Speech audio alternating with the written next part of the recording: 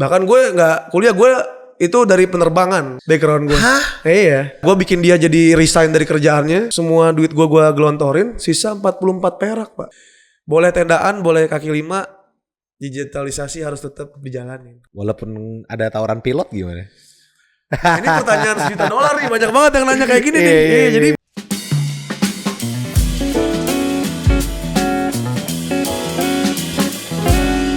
Tapi kemarin nonton Indo Vietnam. gue nonton banget dan memerhatikan banget, nggak miss satupun momen yang ada di GBK semalam.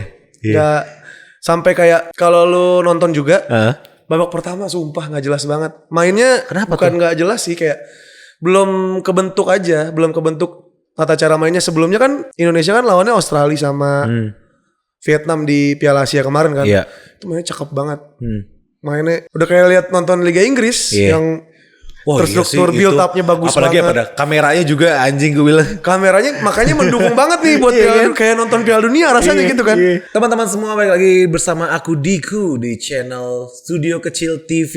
Kembali lagi di Studio Kecil Podcast. Podcast saya kecil, isinya gede. Dan kali ini aku gak sendirian karena gue kedatangan. Ada gue. Hari ini gue kedatangan nih tamu. Ya mungkin banyak yang gak tahu namanya tapi tahu tempatnya nih. Ini skena Jejepangan, tapi literally namanya Jejepangan. Ini langsung owner Jejepangan ada Nugi. Halo Bang Diku, halo semuanya.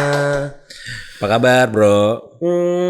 Baik bulan puasa ya. Bulan gimana puasa ya? Baik bulan puasa kan ada shifting dari makan pola yang biasa sampai yang kayak harus sahur, harus berbuka dengan kembung-kembungnya di awal buka itu kan pasti ada penyesuaian lah. Tapi Ramadan mempengaruhi bisnis lo gak sih bro? Sebenarnya bulan Ramadan itu berpengaruh banget ya, karena menurut gue orang tuh jadi pengen makan lebih banyak dibandingkan hari-hari biasanya gitu. Makanya sore-sore tuh waktunya kita nge-posting makanan-makanan kita. Yang bikin ngiler ya. Yang bikin ngiler biar ada kesan kayak pengen makan banyak di tempat kita gitu. Cuman pada akhirnya yang ngomong kan numbersnya nanti gimana kan. Cuman sejauh ini aman sih kalau buat bulan puasa. Growth bisnisnya tuh dari omsetnya lumayan lah gitu. Wes, alhamdulillah. Begitu.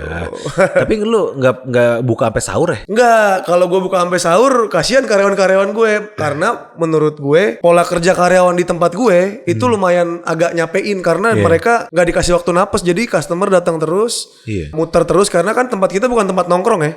Kita tempat yang duduk, makan, sebat, cabut. Bener. Duduk, makan, sebat, cabut. Mereka nongkrong di tempat lain. Jadi perputaran makanan tetap terus ada. Jadi karyawan mau gak mau digenjot terus, kerja terus. Jadi kalau kita buka sampai sahur, meninggoy dia nanti gitu. Gitu sih. Tapi ceritain dikit dong, gue tuh kalau lewatin Jejepangan tuh gak pernah sepi, bener kayak yang dia bilang juga. Itu terkonsep gak sih untuk dibuat seperti itu? Atau gimana sih awal mulanya gitu Nugi? Kalau dikonsep atau enggak kita pasti mainin gimmick-gimmick yang kita punya ya gitu. Dikonsepin. Cuman untuk pertumbuhan bisnis secepat ini itu di luar kuasa kita gitu. Cuman kita konsepin, kita buka masakan Jepang tapi konsepnya tendaan untuk merakyat, untuk seakan-akan brand dari masakan Jepang tuh gak selalu mahal gitu. Kalau kita ke brand-brand lain kita kan harus ke outlet yang ada service charge, yang ada A, yang ada B, yang servisnya mumpuni. Kita kan nggak menyediakan servis yang begitu mumpuni karena konsepnya tendaan banget gitu, merakyat banget. Jadi harganya terbilang terjangkau.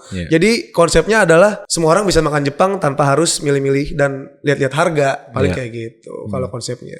Gitu sih. Tapi apakah dengan makanan Jepang yang sederhana dan tidak mahal merubah cita rasanya? Kalau cita rasa sejauh ini customer kita sih mungkin ada yang satisfied juga, tapi ada yang enggak. Soalnya kan balik lagi ini perkara soal selera kan. Ada yang suka, ada yang enggak.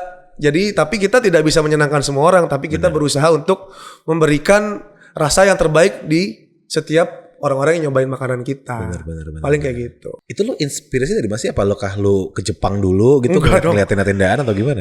Jujur belum pernah ke Jepang sama sekali gue. Gue cuman emang basicnya suka banget makan. Jadi tuh lucunya ya Pak, gue tuh bisa tahu makanan mie ayam misalnya, atau nasi goreng. Lewat aja nih, lewat gerobaknya warna biru misalnya mie ayam. Terus kayak rame gitu. Ini kayaknya enak nih gitu. Jadi ada feeling kayak bisa memetakan makanan ini enak atau enggak gitu. Pas dicoba enak gitu. Jadi kayak punya feeling lah. Dan karena saking seringnya gue makan di tempat-tempat pinggir jalan, di outlet atau dimanapun, terutama masakan Jepang, kayaknya sayang nih kalau gue tahu cara menikmati makanan Jepang yang enak, tapi gue nggak bisa bikin. Akhirnya gue coba kulik-kulik. Kebetulan gue background juga nggak sama sekali dari kuliner, nggak dari F&B. Bahkan gue nggak kuliah, gue itu dari penerbangan background gue. Hah? Iya. Lu sekolah penerbangan? Gue sekolah penerbangan kebetulan. Gue sekolah penerbangan. Lu pilot dong? Iya, gue pilot. Gue pilot tapi technically nggak pilot amat karena gue nggak kerja. Gue lulus doang. Gitu. Gue nggak lulus. Gue lulus tapi lapangan pekerjaan susah. Akhirnya gue muterin otak lah. Gimana sih caranya punya penghasilan dulu setidaknya buat jajan gitu. Gue mikir juga gue masih muda belum punya tanggungan. Udahlah tabungan gue keluarin aja buat buka usaha kecil-kecilan. Dengan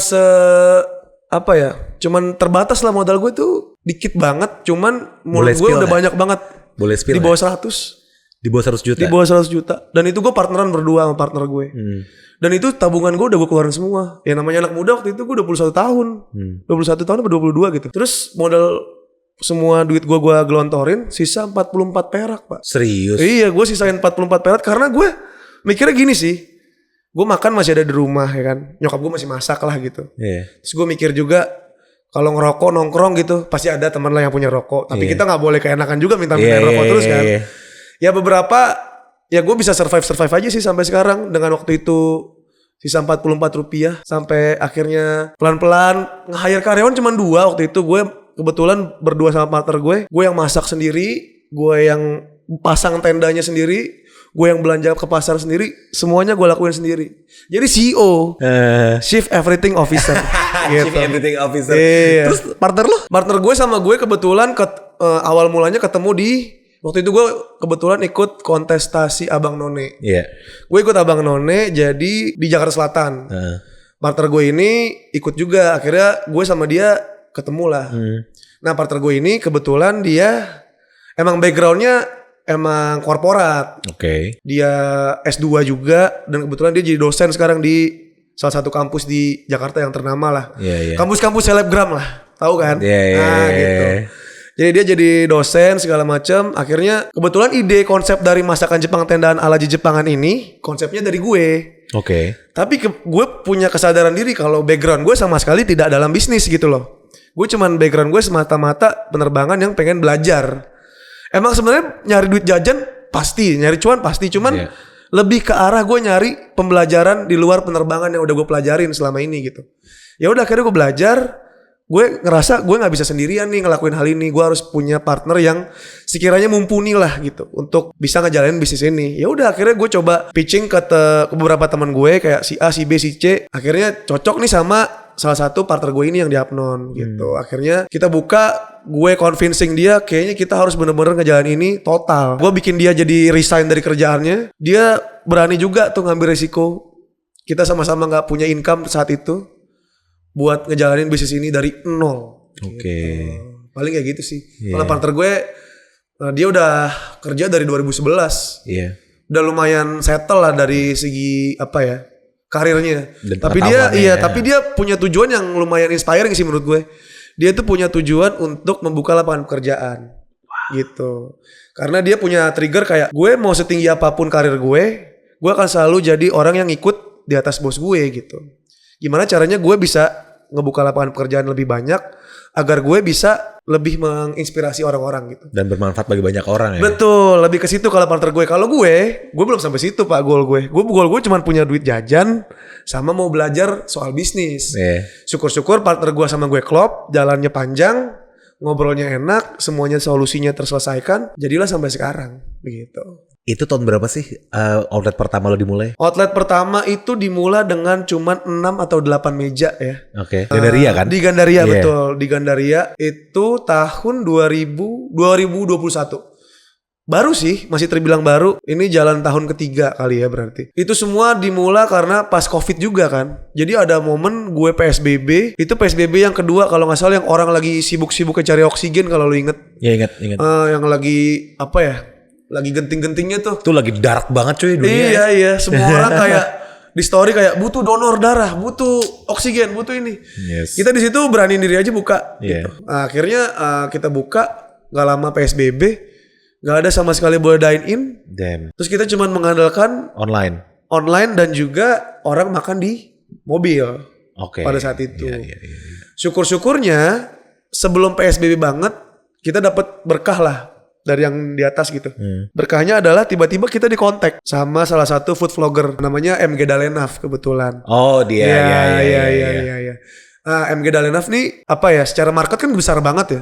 Ya kita siapa sih yang nggak seneng? Tadinya nggak ada dine in segala macam, tiba-tiba MG Dalenaf datang.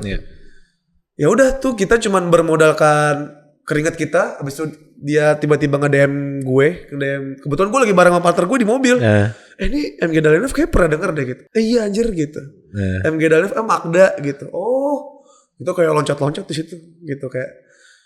Wah ini kayak bakal gede nih, ini bakal gede gitu. Ya udah akhirnya Magda datang dan Magda kebetulan kita jadi lumayan temenan lah sama dia, kita ngobrol lumayan banyak, jadi lumayan temenan. Orangnya aslinya baik Pak. Mungkin di tempat di luar sana mungkin ada yang memprasangka Magda kayak A kayak B kayak C. Percaya dia baik dan ngebantu gue banget, dan dia ngebantu bukan gue doang, pasti UMKM banyak yang dibantu sama dia gitu. Jadi awal mulanya dari Magda yang influencer besarnya lah. Ya udah akhirnya Magda datang, semuanya jadi tiba-tiba membludak pada saat PSBB. Lucunya gini Pak, ada tiba-tiba kayak orang keluarganya keluarga yang bukan cuman anak sama bapak ibu doang, ada nenek, ada ponakan gitu-gitu. Terus? Ada nenek, ponakan dan lain-lain, dia datang. Gak bisa dine in, terus dia bawa karpet. Dia makan di taman. Dia bawa karpet. Se-effort itu untuk mencoba makanan kita. Di situ tuh kayak lumayan lumayan terketuk hati gue kayak gak sia-sia nih gue mencoba peruntungan di dunia ini gitu. Akhirnya orang itu jadi customer loyal kita sampai sekarang. Sampai sekarang. Wow. Gitu. Banyak sih ceritanya. Tahan dong ini gue. Ini kalau orang-orang sukses memberikan impact terhadap banyak orang tuh gue merinding gitu dengar ceritanya ya. Masih banyak yang lebih sukses tapi. Tapi ngomong soal kesuksesan. Kalau lu boleh ngasih gue bocoran. Lo tadi bilang modal di bawah 100 juta. Iya. Sekarang omset berapa nih? Kalau ngomongin numbers agak takut ya. Karena dilirik sama pihak-pihak yang gimana gitu. Bener. Cuman yang jelas kita bersyukur aja untuk bisa memberi lapangan pekerjaan ke banyak orang. Dan di luar omset sebenarnya yang bikin bersyukur itu ketika orang mengenal Jijik Pangan lebih jauh gitu. Mengenal orang-orang yang bahkan lucunya gini, kemarin banget yang gue nonton Vietnam Indo. Gue nonton waktu itu sama teman-teman gue kan. Terus gue nonton, kita agak sempat mencar tuh. Gue turun dulu ke Indomaret, gue beli minum. Terus gue naik lagi. Terus tiba-tiba teman gue nyusulin ke bawah kan. Terus dia bilang, tadi ada yang nanya Jijik Pangan di belakang dia. Ada yang ngomong Jijik Pangan sekarang udah dibuka di Tebet ya. Dia bilang gitu. Jadi kayak orang di GBK random aja udah ngomongin Jijik Pangan di belakang gue. Wow. Itu tuh suatu keberkahan juga buat gue karena itu sebuah keringat gue juga yang gue hasilin sampai akhirnya nama Jijik Pangan ini nyampe di gue. Gitu. Beberapa momen juga ada yang kayak gue waktu itu lagi party. Terus gue di setup situ kan. Gue ke resepsionis dong. Gue ke toilet mondar-mandir kan lewatin resepsionis tuh. Terus tiba-tiba gue diberhentiin. Mas yang sering di Jijik Pangan ya gitu. Iya. Oh kok kenal gitu kan? Iya saya sering makan gitu. Oh ya udah akhirnya ngobrol. Sukanya makan apa gini. Nah hal-hal kayak gitu tuh priceless menurut gue. Gak semuanya bisa dibayar dengan angka. Hal-hal seperti itu menurut gue gak ada harganya. Jadi kalau seberapapun angka yang kita gain, gak akan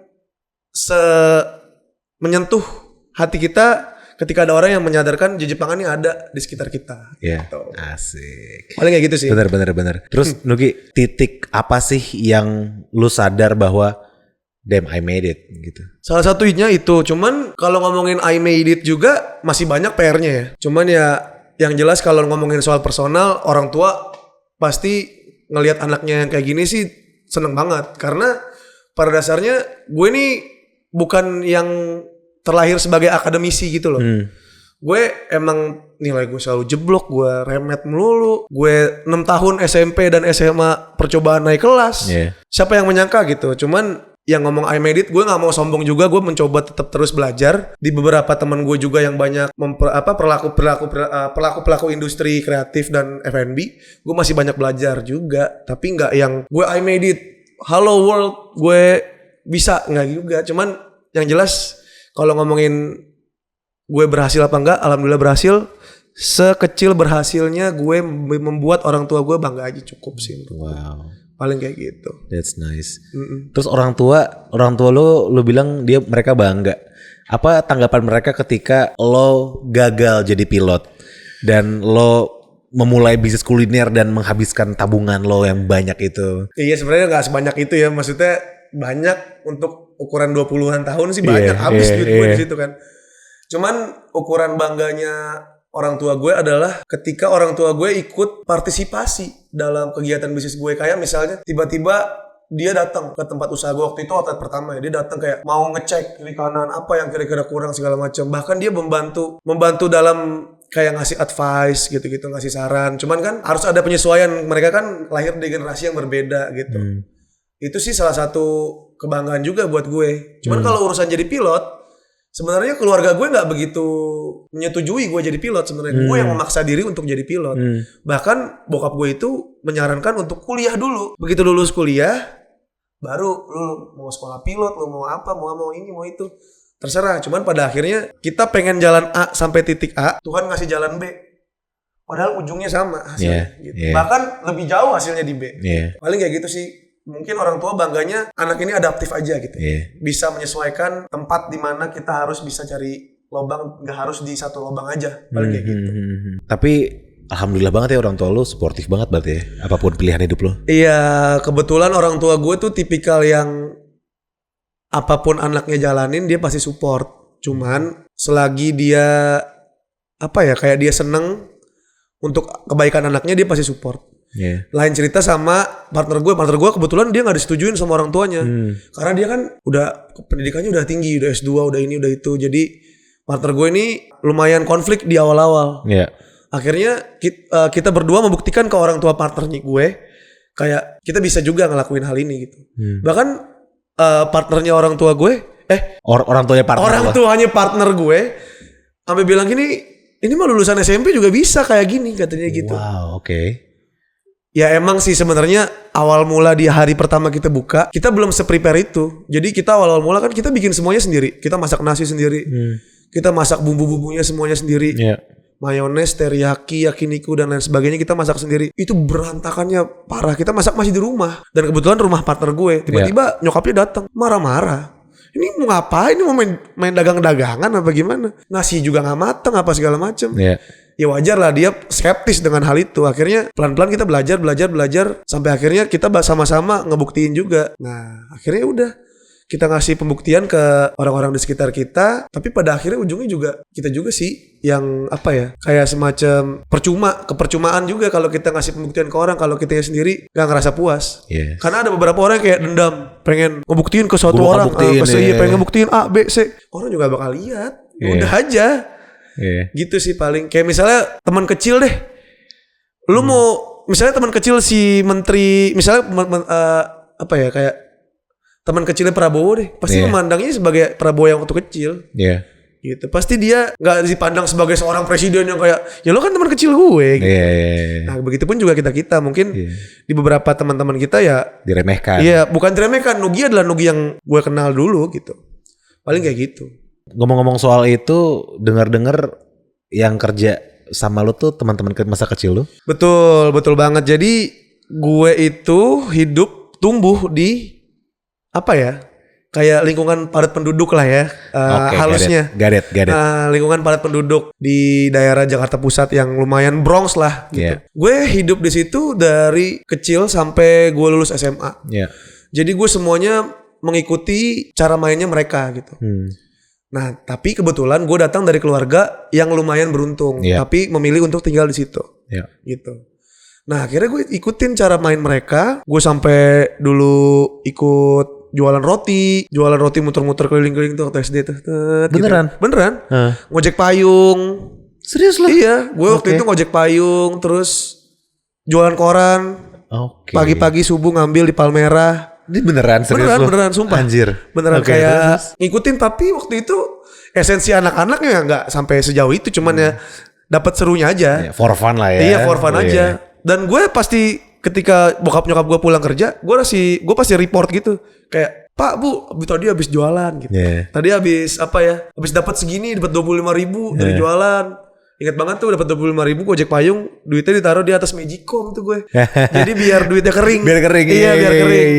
Terus respon bokap gue bukannya kayak, ngapain sih ikut-ikutan gitu. Enggak. Dia pasti kayak selalu kayak, wih, dia yang kayak mencoba mengapresiasi apa yang anaknya lakukan juga. Wow. Gitu. Jadi di situ tuh momennya kayak udah gede sekarang kayak oh sekarang gue dapet nih poin dari bokap gue yang mana gue harus bener-bener turun, bahkan hampir bisa dibilang dilepas sama bokap gue ke lingkungan yang lumayan padat penduduk itu.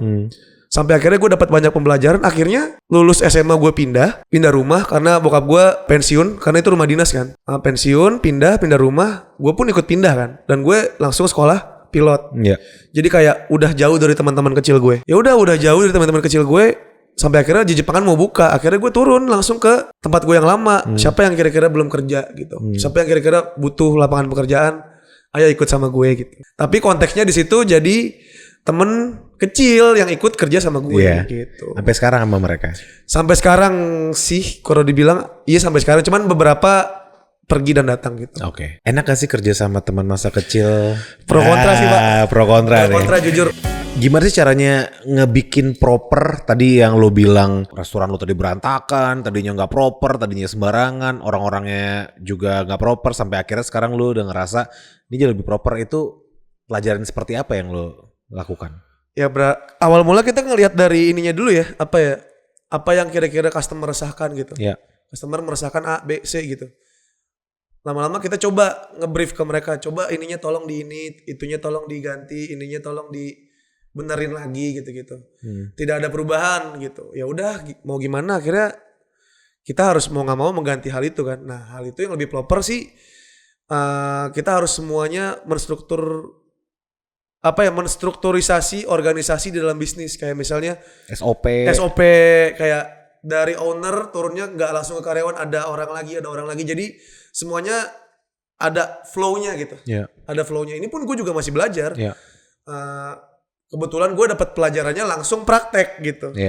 Itu privilege juga sih buat gue. Jadi ada beberapa hal yang masih dibenerin, ada hal beberapa juga yang udah lumayan bener. Kayak misalnya kita udah mulai menerapkan menyapa customer dari ujung. Kayak kita jemput customer, tadi kita nunggu di gerobak, kita jemput customer di depan, kayak kita giring kayak makan di Sushite lah. Kita giring ke meja, kita kasih tahu cara panduan order. Nah kita juga udah pakai QR ordering. Kita masakan tendaan, kita pinggir jalan, kita kaki lima, tapi kita QR ordering Pak. Kita sistemnya bener-bener udah pakai digitalisasi. Kita nggak sama sekali terima cash gitu. Jadi kita salah satu orang yang support cashless society juga gitu. Jadi menurut gue boleh tendaan, boleh kaki lima, digitalisasi harus tetap dijalanin. Gokil, gitu. Aplaus dong. Semangat nih gue, cuan nih kalau ngomongin cuan nih. Oke, terus Nugi, kalau gue tanya titik terberat lo saat menjalankan bisnis tuh pas ngapain sih? Titik terberat sebenarnya mungkin kalau orang luar yang lihat, maksudnya di luar dari gue gitu. Mungkin beberapa ada momen yang dirasa itu jadi titik terberat kali ya. Cuman selagi gue ngejalaninnya kayak pakai hati gitu. Gue kan selalu menjalankan kegiatan gue tuh selalu pakai hati. Mau kerja, mau berteman, mau apapun, bahkan ke musuh pun kadang gue suka nggak tega gitu. Gitu. Jadi kayak selagi gue jalanin pakai hati, itu nggak ngerasa berat sih buat gue gitu. Nah cuman ketika udah achieve gitu, misalnya ini berat gitu, satu titik berat, kita udah achieve, kita mundur lagi ke belakang gitu, anjir ternyata itu berat gitu. Jadi baru nyadar ketika kita udah lewat dari situ. Ketika kita ada di momen yang berat itu, kita enjoy aja ngejalanin, masih ketawa diri. Bahkan waktu itu titik terberatnya, bahkan gue kalau boleh cerita dikit, gue berdua sama partner gue tuh sampai muntah darah Pak. Sampai muntah darah. Saking semuanya kita kerjain. Gue sampai tifus turun 10 kilo. Ini gue udah agak gemuk, gue kurus banget. Itu awal mulai di Jepangan. Dan kebetulan itu bulan Ramadan 3 tahun lalu. Iya. Jadi diharuskan kita serving makanan buka puasa, kita belum sempat buka. Iya. Jadi kita ketika closing, kita baru makan, sekalian rapel sama sahur. Begitu setiap hari. Akhirnya kita gak ngerasa capek, kita cuma aduh iya, udah. Gak tau ya pas kita nyampe rumah, partner gue kabarin gue muntah darah nih anjir gitu. Gue juga anjir gue kayak ngedrop dah gini-gini. Kita ngelakuinnya bener-bener fun gitu. Kita ngelakuinnya bener-bener enjoy gitu. Tapi ketika kita udah lewat di situ, ini jadi cerita gitu. Jadi mungkin titik terberatnya ada di beberapa momen, cuman salah satu momennya itu. Tapi nggak dirasain saat Tapi nggak dirasain pada saat itu. Cuman Iya. ketika kita udah keluar dari titik berat itu jadi cerita yang indah menurut gue. Wow. Gitu. Wow. Muntah darah, sampai tipes, dan sekarang udah berapa outlet? 7 tahun ini insya Allah mau nambah lagi. Wow. Akhir tahun mau jadi 10 kali ya. Amin, amin, kita doain terus ya. Kita doain Jadi terus ya 10. mudah-mudahan. Bintaro tutup ya? Bintaro itu ada kontraknya habis. Jadi kontrak jadi kan kita namanya usaha kan kita susah juga beli ruko sendiri. Kita harus nyewa juga kan untuk mempercepat growth dari bisnisnya gitu. Nah kebetulan kita dapat kontrak sekian tahun, akhirnya kontraknya habis. Jadi kita harus pindah gitu. Nah untuk sekarang baru buka banget di Duren Sawit nih. Duren Sawit baru buka 3-4 hari yang lalu. Jadi kayak masih trial belum di up di sosmed sama sekali. Ini pertama kali nih kayak mungkin di up di Anjir. di kontenin Perdana nih, Duren Sawit. Di Duren Yuk, Sawit siap-siap. boleh mampir kalau yang daerah-daerah Jakarta Timur. Kakak Sleng mampir. Kakak saya emang Duren Sawit ya? Duren Sawit bilangnya. Oh. Duren Sawit tuh dia mainnya tuh. Oh, gue kira di Potlot ya, enggak ya? Potlot, ya nongkrong doang Nongkrong kali doang situ, ya. Iya. Ya pokoknya jadi ada Duren Sawit gitu. Nah, mungkin kedepannya Urban Bintaro kita lanjutin dan ada beberapa poin-poin yang udah jadi target kita untuk bisa expand lagi. Gitu. Tapi belum sampai keluar kota ya? Sejauh ini bisa dibilang Jabodetabek kali ya. Jabodetabek maksudnya kayak Bandung, Jogja. Bandung, Jogja gitu-gitu kita soon mungkin akan merambah ke kota-kota. Cuman gue menganut aliran bisnis itu pelan-pelan aja gitu. Oke. Gak yang langsung semuanya di mana-mana bubbling gitu takutnya. Mungkin beberapa bisnis gue juga nggak mau menyalahkan setiap orang ya. Cuman ada beberapa bisnis kayak brok buka langsung banyak gitu. Nah gue tipikal genre yang pelan-pelan aja tapi tetap sustain dan diperhatikan gitu. Oke. Paling kayak gitu. Ah anjir pelan-pelan 3 tahun 10 cabang. Iya tapi di tempat lain mungkin di beberapa brand-brand lain kayak 3 tahun udah ratusan gitu. Masa sih? Ada Iya, kali ya? Ada banget. Gue nggak bisa sebut brandnya. Beberapa cerita-cerita dari browsing dari mana. Cuman berapa bulan ratusan cabang tuh cepet banget. Damn. Ada investornya kali ya? Mungkin investor atau franchise atau segala macam. Cuman sejelas kita belum sampai ke sana. Lu gak ada investor? Enggak. Tapi ada orang yang mau invest? Ada. Sempet ada yang mau invest. Beberapa nama juga dan ada nama besar juga di situ. Cuman bukannya kita reviews offering dari mereka, tapi kita coba kayak belajar dulu deh gitu. Takutnya kita salah langkah gitu. Yeah. Jadi benar-benar semuanya kita mengerti dulu sampai akhirnya mungkin kebutuhannya disesuaikan. Kita mungkin ke arah mana, ke arah. Yeah. Tapi selagi kita bisa kerjakan sendiri, semuanya kita kerjakan sendiri sampai sekarang.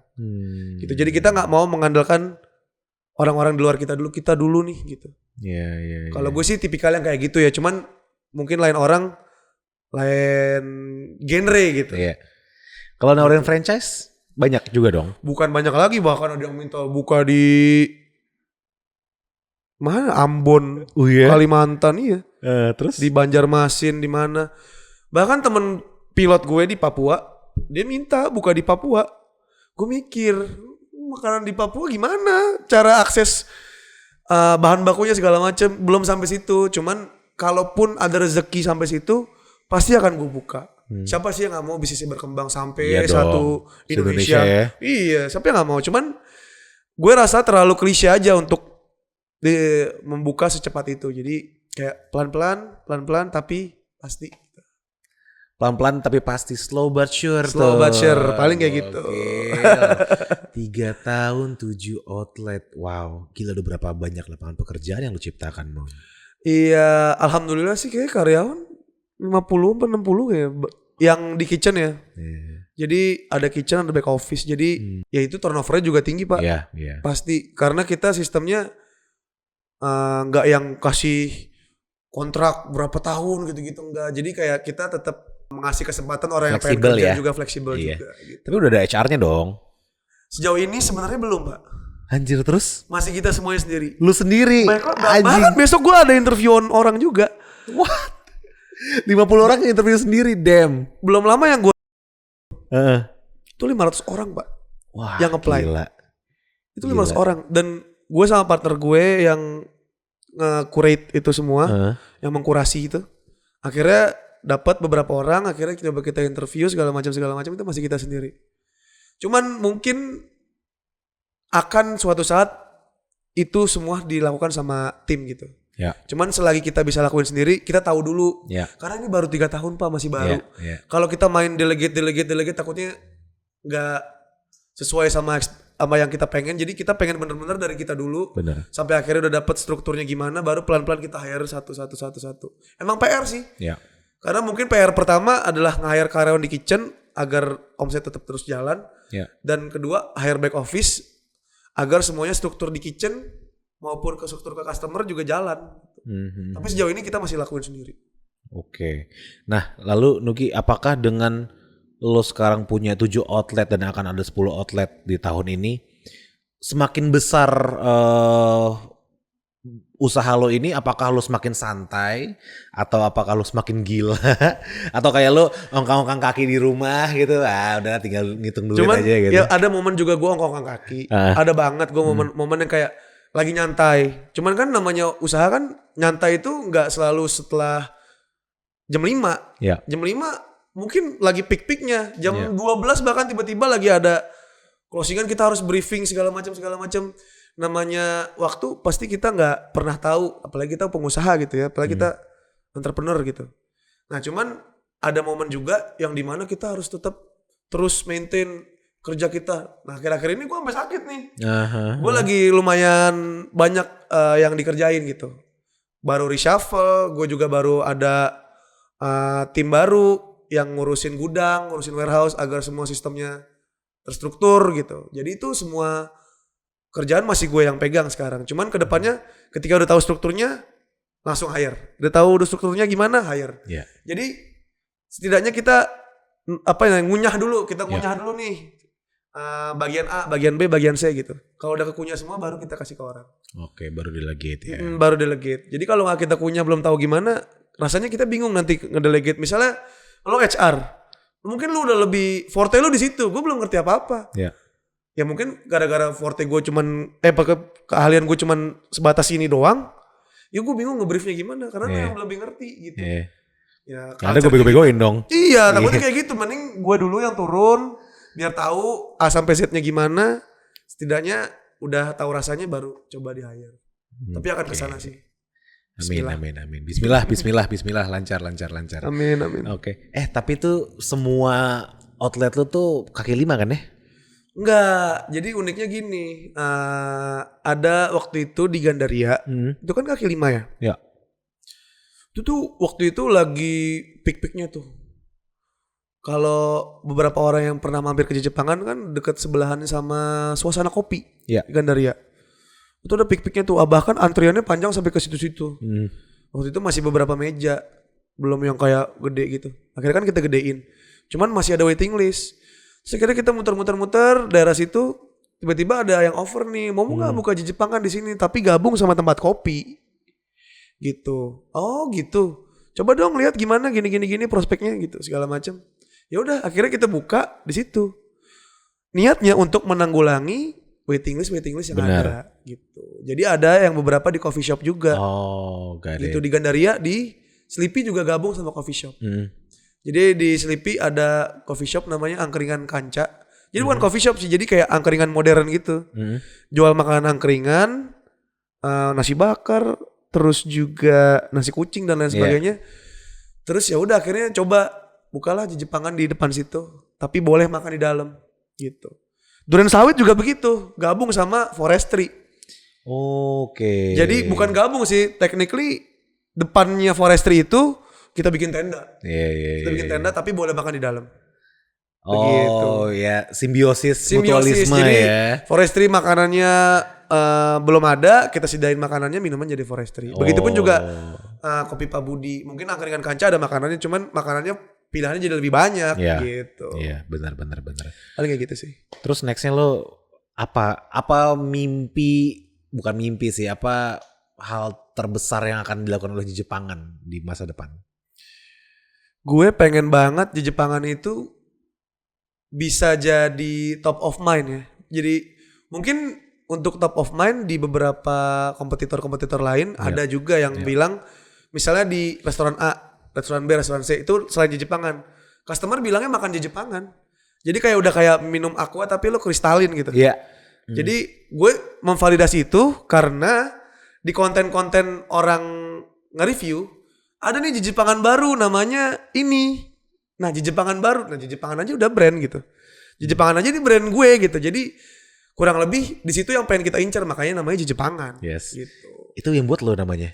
Iya sih, cuman ya itulah mungkin awal mula kan gue suka makanan Jepang di tenda. Kan ada beberapa yang sesepuh-sesepuhnya tuh. Sopongiro, Roku-Roku. Nah, itu kan pemain-pemain lama semua. Nah, kita kan generasi milenial, Gen Z dan kawan-kawan, kita harus bisa bikin kayak gini tapi memanfaatkan teknologi nih. Gitu. Jadi bikinlah.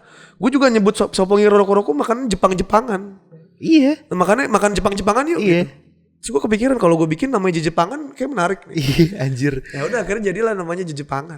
Gue cerita dikit soal Jejepangan tuh pertama kali gue makan Jejepangan, temen gue ngajak makan. Jadi kayak, Dik Jejepangan yuk. Makan Jejepangan yuk. Yuk Blok M. Kok Blok M Gandaria? Emang Gandaria ada Jejepangan? Terus dia kayak, emang di mana lagi? Hah? Jejepangan. Terus kayak, oh Jejepangan anjir. Gue baru kayak gitu anjir. Iya jadi kita pengen tujuan Jejepangan adalah ini kayak Jejepangan mau jadi kayak Aqua. Yes. Jejepangan tuh pengen kayak oke, kompetitor pasti banyak yang meniru gitu. Tapi tetap walaupun brand lo A, B, C, tetap orang bilangin namanya Jejepangan. Iya benar. Pengennya jadi kayak gitu. Itu mimpi besar gue sih. Mimpi besar. Karena menurut gue orang tahu Jejepangan di luar sana lebih banyak, itu semakin rasa hati gue jadi semakin puas gitu. Dibandingkan numbers yang gue dapat ya. Paling kayak gitu. Terus sampai kapan lo akan terus kayak gini? Kapan lo istirahat? Gue gak tahu ya kalau ngomongin istirahat tuh kayak semacam fase. Jadi ada fase gue istirahat, mungkin lagi semuanya jalannya lagi bagus, itu gue baru bisa istirahat. Kalau lagi ada tiba-tiba ada kayak 1-2 hal problem yang harus gue selesaikan, baru gue lagi mulai masuk ke situ lagi yang kayak berjibaku lagi. Jadi menurut gue kapan istirahat? Gak akan pernah bisa istirahat karena ada momen yang harus kerja, ada momen yang bisa istirahat. Gitu. Kalau ngomongin kerja, siapa yang gak capek gitu. Cuman kita mensiasati gimana caranya biar lebih kerja cerdas agar bisa lebih istirahat gitu. Ya jadi udah makin istirahat, nanti ketemu tiba-tiba pas lagi momen kita istirahat, ketemu kayaknya like-nya di sini, baru kita kerjain lagi. Semuanya rapi, kita istirahat lagi, ada apa lagi, kerja lagi. Jadi bisnis itu menurut gue never ending story lah. Jadi kayak tetap terus harus belajar. Kalau lu nggak inovasi, lu nggak apa. Gue takutnya tiba-tiba kenapa Pak. Ada bigger fish yang tiba-tiba datang. Bener. Punya capital besar, kita nggak bisa ngapa-ngapain. Kita juga masih terbatas gitu-gitu. Itu makanya tadi gue penasaran kalau gue punya duit tabungan kayak lo, gue mungkin akan bikin warteg dan gue bakal nyantai misalnya gitu. Kenapa lo gak kayak gitu maksud gue? Kalau ngomongin nyantai susah di F&B ya. Tapi bisa banget nyantai kalau semua struktur SOP semuanya dijalanin dengan baik, itu mungkin akan bisa nyantai. Cuman senyantai-nyantainya lu gak bisa bener-bener lepas Pak. Lu harus bener-bener ada yang kayak setidaknya lu paling gak lu sekali monitoring segala macam. Yang bener-bener lu ongkang-ongkang kaki itu mungkin lu bisnis kontrakan kali ya. Kalau F&B belum lagi kendala customer komplain, belum lagi kendala karyawan gak masuk apa segala macam, belum lagi outlet manajernya kenapa ini itu. Jadi kayak banyak banget hal-hal pelik yang harus dilalui sebagai pebisnis F&B ya. Jadi kayaknya kalau ngomongin istirahat, gue aja kalau mau ngomongin istirahat, gue istirahat aja deket outlet gue. Jadi gue duduk di sofa kopi di samping outlet gue, gue duduk di situ. Gitu. Jadi kalau mau istirahat di rumah, takut tiba-tiba ada apa-apa, rumah gue jauh gitu. Jadi harus tetap tetap di situ. Jadi lo bakal do this until your last breath. Nah itu gue nggak tahu sih, kalau selagi gue dapat kesempatan rezeki kayak misalnya kayak dapat momentum lain, gue akan melakukan hal lain. Karena menurut gue business is all about momentum juga. Jadi ada beberapa part yang perlu momentum. Jadi kalau lu nggak bikin momentumnya, lu nggak akan bisa bisnisnya tetap jalan gitu. Jadi kayaknya kalau ngomongin sampai nafas terakhir, selagi dikasih kepercayaan, dikasih amanah sama yang di atas, pasti akan gue lakuin. Yes. Gitu. Walaupun ada tawaran pilot gimana? Ini pertanyaan $1 juta nih, banyak banget yang nanya kayak gini nih. Jadi banyak banget kayak gue deket sama orang baru, gebetan gitu. Kalau misalnya ada yang ditawarin jadi pilot lagi gimana? Gue selalu bilang kalau misalnya gue adalah orang yang selagi itu positif, gue pasti akan iakan. Okay. Cuman gue tidak memungkiri kalau semuanya akan jadi terbagi kan. Semuanya dia akan terbagi. Gue mencoba waras aja juga. Jadi kayak gak semuanya gue lakuin bareng-bareng. Cuman selagi bisa gue lakuin. Gitu. Jadi selagi gue percaya banget momennya misalnya ada penawaran pilot gitu. Penawaran pilot A gitu. Gue pasti banget percaya mungkin di Jepangan udah pantes dibagi gitu. Kayak misalnya mungkin di Jepangan udah nyantai gitu. Mungkin di Jepangan lagi gimana. Jadi ada opportunity baru, berarti ada ladang rezeki jago juga baru buat gue gitu. Yeah. Jadi gue percayanya kayak gitu. Jadi nggak yang gue cari, nggak. Dapat tawaran, opportunity dapat, momentum dapat, sikat. Selagi itu positif. Kayak beberapa ada momen kayak gue ditawarin, mau nggak chip in di sini, brand ini, brand itu. Gue kalau selagi itu positif, gue yain. Cuman gue harus tinjau dulu, harus terukur dulu, lihat dulu prospek bisnisnya seperti apa segala macam. Ya kan ada kita tinjau ya akhirnya nggak cocok segala macam. Nah mungkin kedepannya mungkin akan hal-hal seperti itu juga akan banyak dihadapi sama gue. Gitu. Kalau diinvest di banyak hal juga? Kalau invest sebenarnya ada beberapa, cuman yang gue bener-bener aktif tuh di Jepangan ini. Di Jepangan ini. Oh, gitu. Ya anak lo sendiri lah ya ibaratnya. Iya dari orok. Bener. Kalau misalnya kita tiba-tiba tinggalin masih umur 5 tahun kan takutnya lupa bapaknya siapa. Gitu. Nah, ini pertanyaan tadi gue pengen tanyain. Gue tadi denger cerita lo soal keluarga lo, bokap lo, nyokap lo gitu-gini. Kalau lo punya anak, lo akan jadi bapak yang kayak gimana sih ke anak lo? Anjir. Lo punya anak belum? Enggak. Masih single? Oh, masih single. Bukan maksudnya belum married gitu. Belum married. Kalau mau jadi bokap kayak gimana tergantung anak gue laki apa perempuan. Anjir, kalau laki? Kalau laki gue akan memegang role bokap yang asik. Yang kayak bokap yang asik tapi gak controlling. Jadi tetap ngasih gambaran kayak misalnya anak gue pilih A, B atau C gitu. Dia kasih pilihan ke bokapnya gitu, ke gue. Gue gak akan pilih B, pilih A, gak. Gue akan selalu kayak bilang A tuh kayak gini, B tuh kayak gini, C tuh kayak gini. Ini keuntungan dan kerugiannya kalau milih A, B atau C, kayak gitu-gitu. Dan gue selalu ngasih kayak semacam pelajaran-pelajaran yang udah gue dapet karena gue lahir duluan aja gitu. Jadi gue coba ngasih role gue sebagai bokap yang asik, sebagai temen juga. Jadi apa-apa bisa ceritain kalau anak gue laki. Yeah. Tapi gue nggak terlalu ikut campur tangan dari semua kegiatan yang dia lakuin kayak bokap gue. Yeah. Jadi bokap gue ngasih cara parenting ke gue tuh ada beberapa yang gue adjust juga. Bokap gue tuh ngasih parenting ke gue yang bener-bener dilepas gitu aja pak, nggak sama sekali dia turun tangan. Itu bukan berarti bagus juga dong? Ada bagusnya, ada enggaknya mungkin. Yeah. Bagusnya kita bener-bener harus ngerasain sendiri gitu. Nah gue juga itu menurut gue bener tuh. Biarin anak lu ngerasain yang laki lu naik metro mini. Sekarang nanti belum ada ya, udah nggak ada ya. Udah nggak ada metro mini. Udah nggak ada metro mini. Ya. Mungkin anak lu nanti gue masukin sekolah up yang lumayan strata sosialnya menengah ke bawah. Menengah ke bawah atau beragam. Jadi mereka anak-anak gue nanti bisa ngelihat picture-nya di depan tuh, oh ternyata si A begini, si B begini, si C begini gitu. Jadi kayak ada beberapa multikultural lah gitu. Jadi banyak macam-macam stratanya gitu. Itu yang pengen gue kejar ke anak gue. Kalau perempuan gue nggak tahu sih. Gue belum kebayang kalau anak perempuan pasti nggak tega. Satu nggak tega, kedua pasti gue yang kayak tipikal bapak yang sayang banget gitu, yang diantar dugem gitu-gitu, kayaknya bakal kayak gitu sih. Kalau anak laki, gue sebisa mungkin gak gue kasih fasilitas apa-apa. Karena begitu pun gue waktu kecil begitu. Gue bener-bener nggak dikasih apa-apa anjir, nggak yang ini mobil pakai, saya beliin mobil Anda ya gitu, enggak. Serius? Iya, gue sekolah naik ini ya, naik Kuantas. Sekolah naik Kuantas, naik Transjakarta gitu-gitu. Jadi bener-bener jalan kaki gitu-gitu. Jadi menurut gue hal kayak gitu gue harus tetap kasih ke anak gue berdasarkan apa yang bokap gue ajarin. Tapi ada beberapa bokap gue kurang deket sama gue, kurang ngambil role sebagai teman. Dia figurnya figur yang dipandang banget. Jadinya gue ngeliat bokap gue itu sebagai suri tauladan, bukannya sebagai teman untuk cerita gitu. Oke. Jadi ada beberapa role-nya juga kan kayak beda-beda kan. Kayak misalnya bokap temen gue asik banget, dia bahkan bisa minum bareng segala macam. Boro-boro gue gitu. Pilihan politik beda aja. Dia sentil gitu. Iya.